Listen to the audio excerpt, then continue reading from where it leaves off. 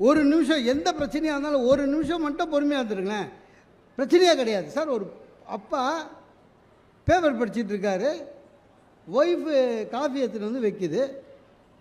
எப்போவுமே ஒய்ஃபுங்க காஃபி எடுத்து வச்சுட்டு கிளம்பிடுவாங்க, நம்மளே பார்த்து குடிச்சிடணும்.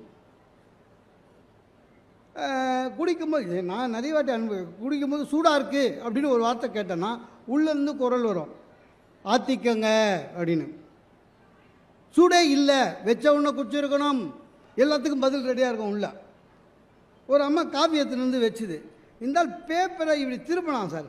இவரோட பொண்ணு ஓடி வந்து இடிச்சிடுச்சு, டேபிளை காஃபி கொட்டிடுச்சு. இதுதான் இன்சிடெண்ட்டு. நாயே நாயே கண்ணில்ல, ஒரு நிமிஷம் பொறுமை இல்லாமல் திட்டின வச்சுங்களேன், அந்த பொண்ணு அன்னைக்கு காலையில் அந்த டே முடிஞ்சு போச்சு. அம்மா வெளில வரா, அதை வச்ச உடனே குடிச்சிருந்தா நான் உங்களுக்கு அறிவு இல்லையான்னு வாவோ, முடிஞ்சு போச்சு. நீ வச்சேன்னு எனக்கு சொல்கிறதானே, முடிஞ்சு போச்சு. சார் ஒரு நிமிஷம் பொறுமையாக இருக்கணும் சார், ஒரு நிமிஷம். அது யார்? நம்ம குழந்தை.